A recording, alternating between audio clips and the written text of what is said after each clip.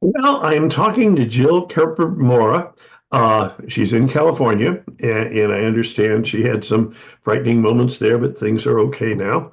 Uh, and she's here to talk about all the things that happened with the California Association for Bilingual Education and their successful blocking of some science of reading legislation. So she'll have a lot to talk about.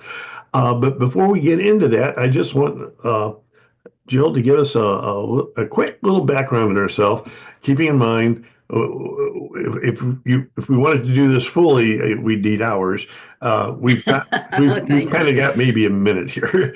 So the highlights of the highlights of the highlights. Tell us about you and your background. Okay. Well, one of the important things to know about me is that I am bilingual because of my visionary parents. Um, they were two lawyers in Cody, Wyoming, and they decided in 1969, 59, to take their daughters to Costa Rica so that we could become bilingual and bicultural, to be leaders in the modern world. That is what they told us. So, because of them, I spent 4 years in Costa Rica becoming fully bilingual in Spanish. And that's been my career. I was at San Diego State University for 22 years in the School of Teacher Education. And I focus mostly on courses for English teachers who are teaching English language learners in their mainstream classrooms. And I also the kind of the highlight of my career at San Diego State was not actually in San Diego, but rather I spent 2 years as the resident director of the bilingual credential program in Mexico, in Querétaro, Mexico, that was part of the California State University system sponsored bilingual teacher education program. And that was a wonderful experience. I worked with the rural schools in Mexico and had wonderful experiences with both sides of the coin of transnationalism and immigration. And then I'm proud to announce that I have a book upcoming, co-authored with Silvia Duque de Reyes, and the title is Biliteracy and Cross-Cultural Teaching, a framework for standards-based transfer instruction in dual language programs. So that tells you a little bit about what I'm about. My first book is Spanish language pedagogy for biliteracy programs. And this second book we're very proud of because it focuses on the research base and the standards base for cross-linguistic, cross-cultural teaching. So those are some of the highlights. Wonderful. And I'm making a mental note. Maybe there's another interview in here when that book does come out. And also for my readers, I'll make sure if you provide me with those links, that links to your books will be in the write-up up for the blog. Now, Oh, you bet. let's get into things here. We've heard a lot about the California Association for Bilingual Education, CABE, and how they blocked the science of reading legislation, AB 222, in California last year, and it certainly made some headlines. So I would like for you to give us the inside story about how this came about and why so many organizations were opposed to this legislation. So take it away. Okay. Well, it's really interesting because I was sort of asleep at the wheel when the legislation was introduced here in California. It's Assembly Bill 2222, and it was introduced by Blanca Rubio, and it was called the Science of Reading legislation, the Science of Reading Bill. And uh, the lobbyists for CABE notified Barbara Flores and some other scholars about this bill when it was in the Education Committee. And we immediately read the bill, studied it, and saw many of its flaws immediately, and also saw how its purpose was questionable in terms of basically mandating the science of reading as the singular research base for educating children in California. And of course, that was rather alarming because we have such a diverse population. 25% of our student population are English language learners, which means they are not yet proficient in English. And 40 some percent of these students also hear languages other than English in the home, even though they may be proficient. And so one of the first things we looked at, Sam, was the legislation itself and the language of the legislation. And I'd like to show you a slide that will illustrate what the problems were that we had with this particular law Okay. and the way it was defined. So here we go. Let's see here. I'll put it on slideshow. And Okay.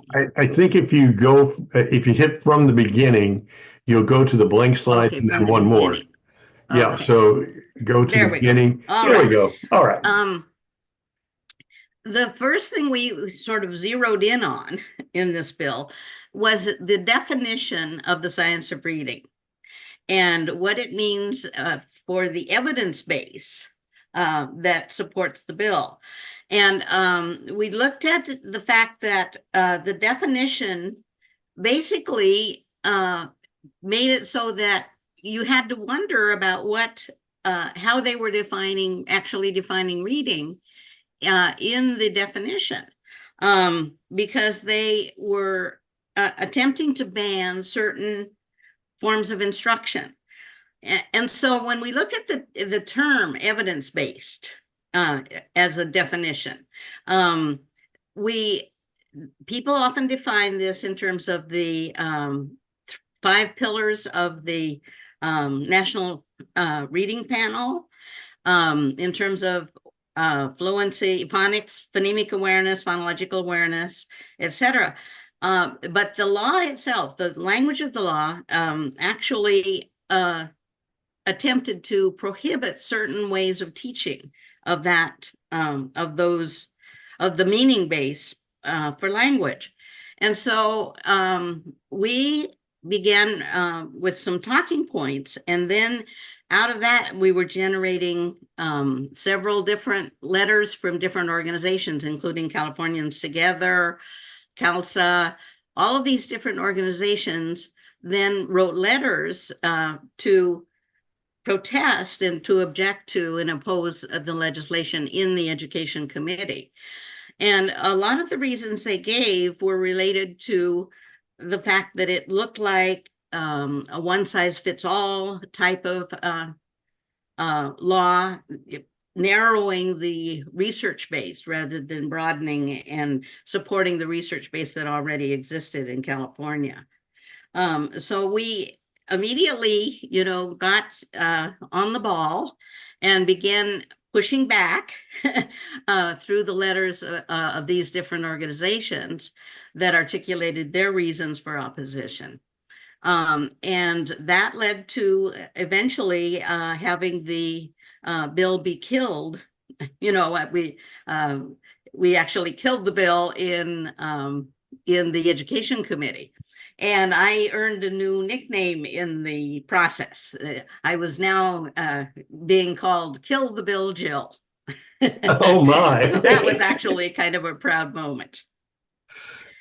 So what I'd like to kind of describe is a little bit about the curriculum base in California.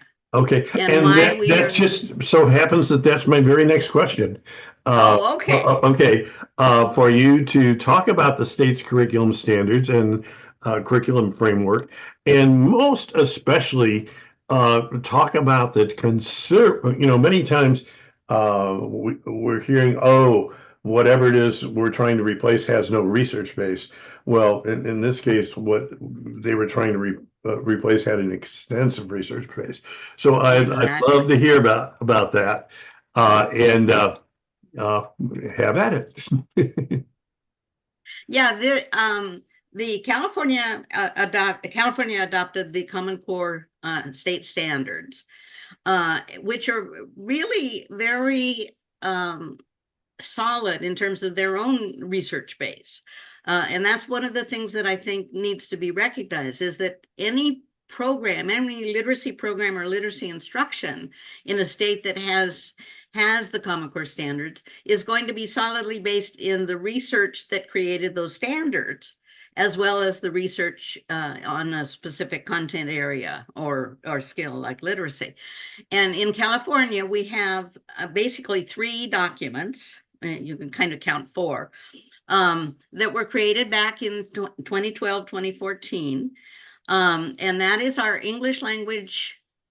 uh, um, English language arts curriculum framework, and the ELD, the English language development framework. And those two were created together and to complement each other, but each one has its own solid research base. The ELD standards were created out of a focus on meaning making. And they have actually 3 what we call modes of instruction. They focus on collaboration, production, and interpretation. And those 3 modes of instruction are then used throughout to integrate English language arts with English language development, so that students are really learning the language they need to support their literacy learning. And the ELD framework at first was a little bit overwhelming, because it was so thorough and complete, and it was really addressing so many different aspects of language learning. But then we realized it was really a very well written document and very well researched.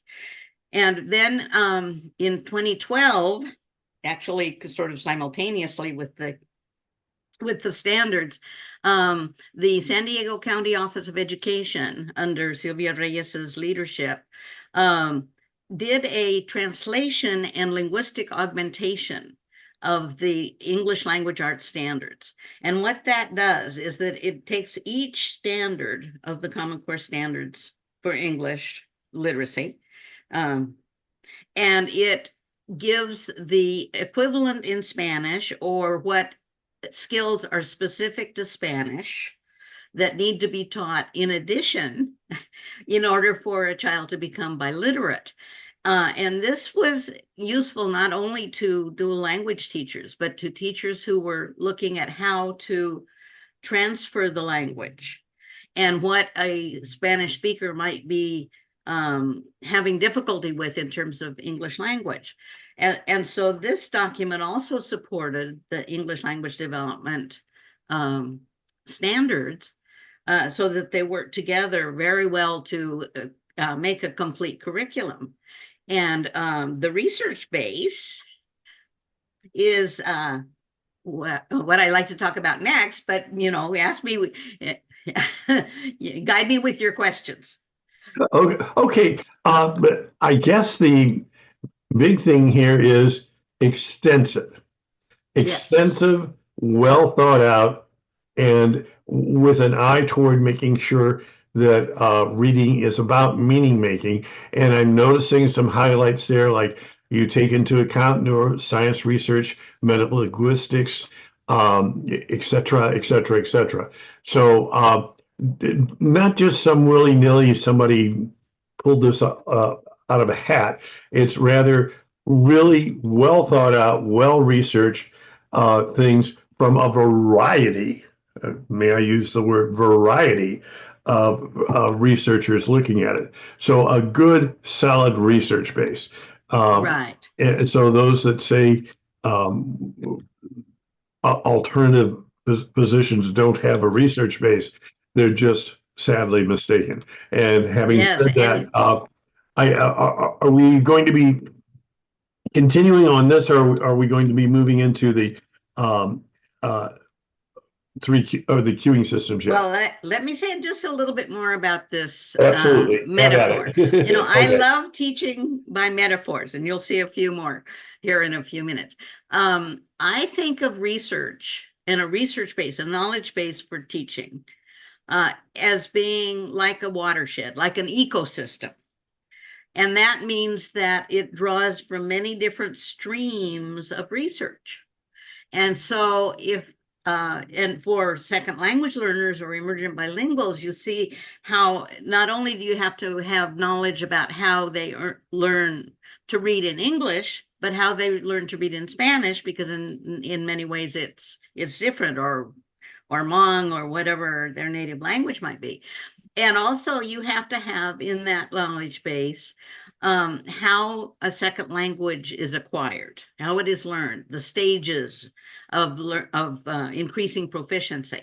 Because one of the most important things about teaching literacy to a non-native speaker of English is their language proficiency at different stages, because it doesn't come together for them oftentimes until fourth or fifth grade in terms of their developmental level of English proficiency and their reading skills. And then also we need to talk about linguistic transfer, cross-linguistic transfer, and the neuroscience of the bilingual brain. And one of the most important fields that is not treated as proficiently in the science of reading is metalinguistics, which is basically knowledge of how language works. And that brings me to talking about the three cueing systems. Okay, and that Okay. was going to be my very next question. Uh, Talk about the three queuing systems.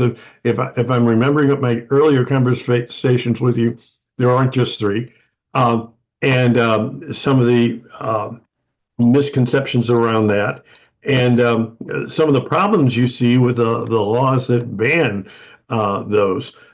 So can you dive into things here and kind of separate myth from reality on this whole issue I of, will do and that. rather than just um, um, uh, perhaps I dare to say multiple queuing systems, but it's all yours.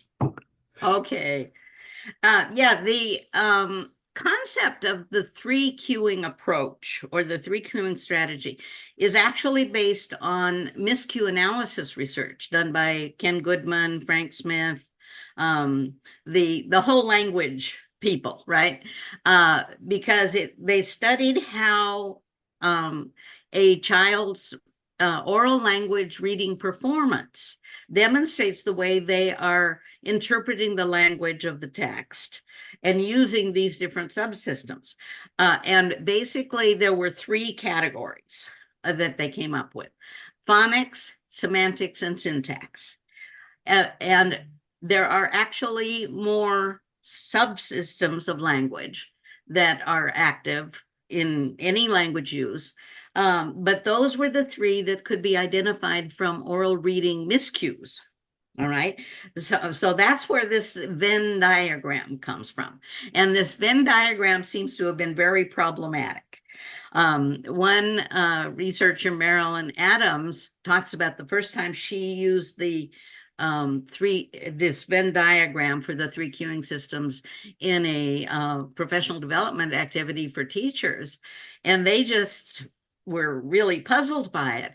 And I think what she discovered was that when you talk about semantics, the meaning, and syntax, the grammar of a language, that many monolingual teachers, just take that for granted, that the children know that.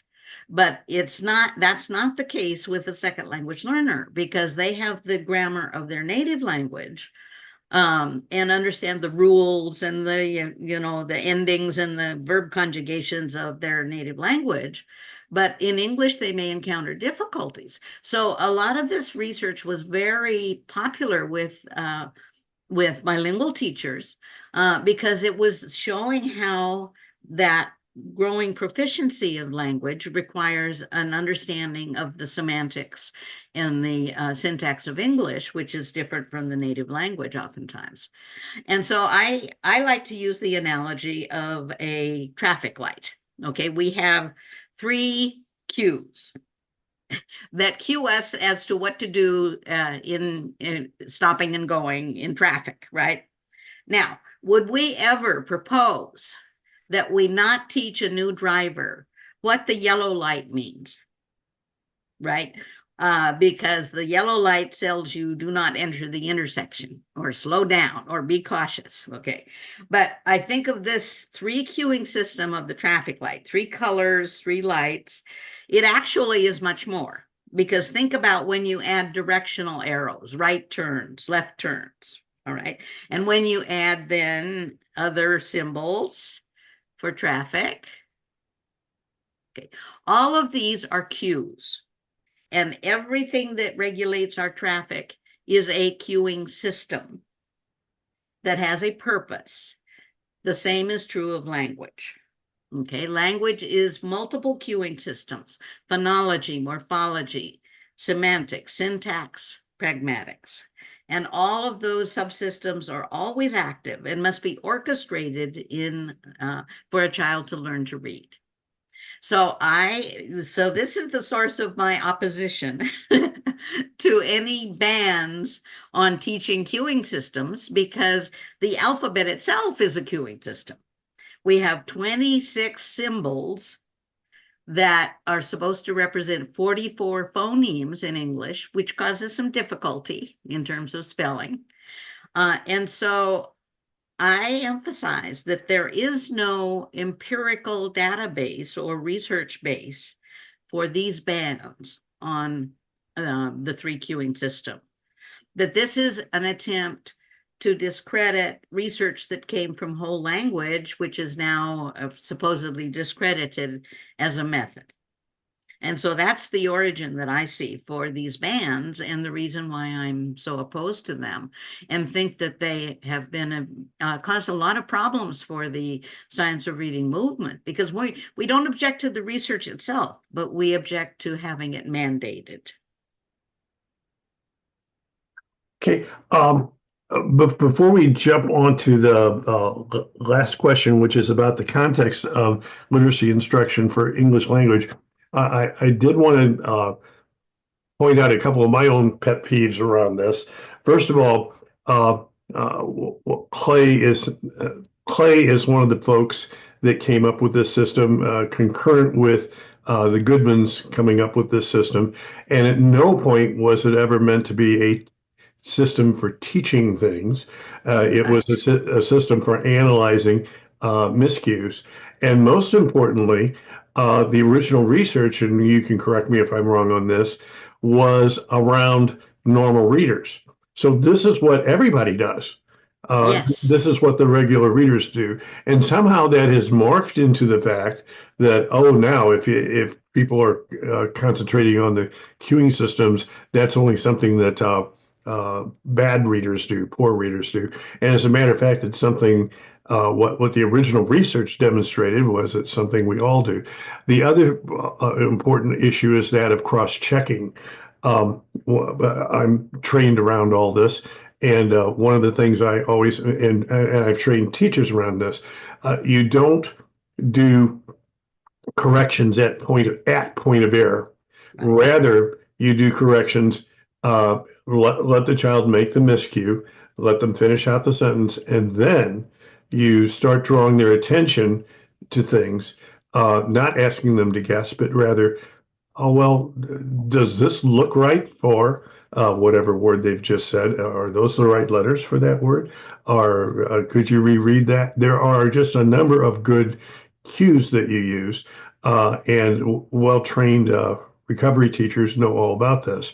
So there's when you start taking all that into account, and most especially the idea of cross-checking, the whole business of, oh, this is nothing more than guessing, is a product of,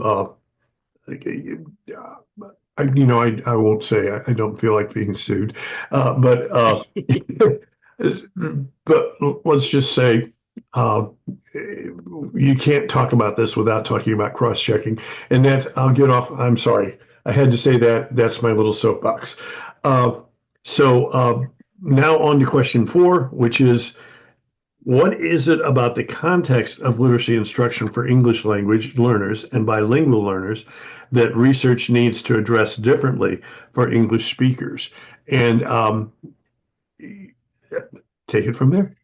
Yeah, I think I'll go back to the watershed metaphor for that, because one of the most important factors that teachers need to be knowledgeable about in terms of working with English language learners is the language proficiency factor, because the language proficiency and reading skills don't begin to converge until middle elementary, third, fourth, fifth grade. And so it's unreasonable to expect an English language learner to be reading on grade level before like fourth or fifth grade at least. And this is really important because I think a lot of misunderstanding of test data comes out of this notion that every child should be a proficient reader, proficient decoder at least by third grade. And that's not necessarily the case because of those context factors, like the child's native language and their language proficiency level at each grade level, if it's developing along a good trajectory. And also, that involves their knowledge of the context of what they're reading and the vocabulary, because those are the two important elements. Vocabulary and English grammar factors play a greater role in children's literacy achievement if they are second language readers of English. So that's why in looking at the research, the element of population validity is something very important that we look at. Does this reading research apply equally to second language learners, to children who are might have dyslexia or be challenged in reading, struggling with reading for those reasons? So we will look for research that tells us about those specific populations, and that's why I emphasize that there is this strong knowledge base for by literacy and bilingual learners learning to read and write. Hey, so I'm if that wraps up that particular question, I have one more, and you weren't aware I was going to do one more, but here is the one more. Is there anything that you wish you had said that you haven't said? Here's your chance. So it's all you, Oh, gee. so gosh, Bomarito, I looked over those and man, we should have talked about XYZ and we didn't. Okay, here's your big chance. It's all Well, you. I would like to give a shout out to CABE and to California, because what we did and what people are responding to is saying that our story is both inspirational and intimidating, because the question has come up about how our success through our organizations and in our relationships with organizations was so important. So, what do they do in states where there are already laws in place regarding the science of reading that are keeping them from doing the things that are really going to reach all populations? So I would say be both inspired and don't be intimidated. Just get to work and organize, and depend on your current research curriculum, research-based standards and curriculum documents, and find a way to support and illustrate how the research supports those standards and those curriculum practices, rather than trying to ban different modes of instruction. And I also, of course, give a shout out to my website. If you go to the news on one of modules, you will find all kinds of writing, critiques, etc., of the science of reading. And if you're interested in this three queuing system controversy, I have written about 20 pages about the different theories that I'm refuting in terms of the ban. So do go to my website. It's free access to get as much information as you can. And please write me with your comments. Okay, well, I'm looking at this last slide and salivating. So I'm hoping you'll send me a copy of this one that where the links work, because this will be one that I want to be sure to get into the blog. And generally, what I do is do a screen capture, but then take the different links. And I'm looking at one in particular that is one of my favorites, and that is Tierney and Pearson's fact checking. Uh, Oh, yes, okay. yes. I have Um, done. and actually, that's I've actually been on some sites that are forbidding that, believe that or not. We can't let anyone look at that.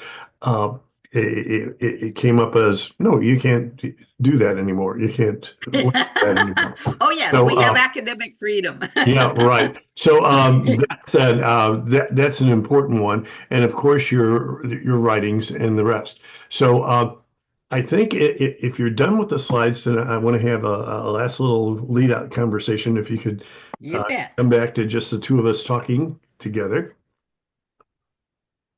Okay, okay. And now I have to change my view so that I've got both of us, and there we are. Okay, so it's been really informative, and I'm going to make sure that this information gets into the written part of the blog, and for and that the links to some of these important ideas. We could spend hours and hours and hours here, but I think the highlight point for me here is, gosh, there's more than just one set of research.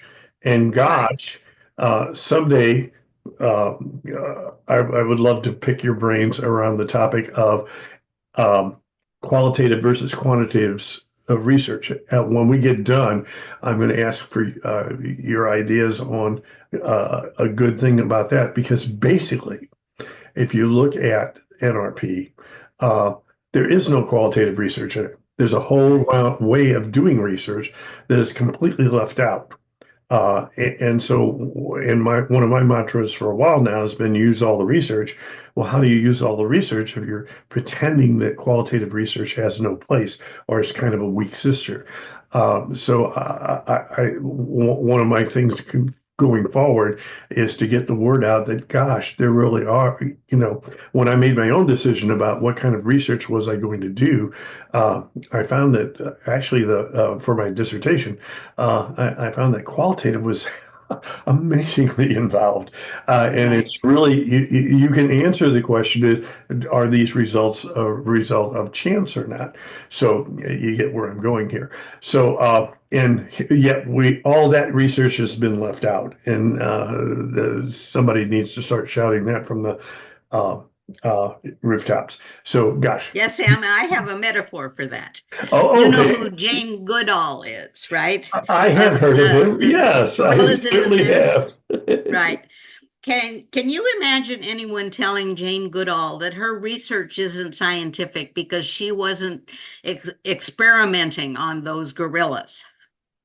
Uh, Yes, Just actually, think with of some of the folks I've dealt with online lately, I could imagine someone saying that out of ignorance that. of what qualitative research is all about. Right, So, but exactly. uh, well, I'm sorry, now you're going to get me snippy, and I don't want to be that.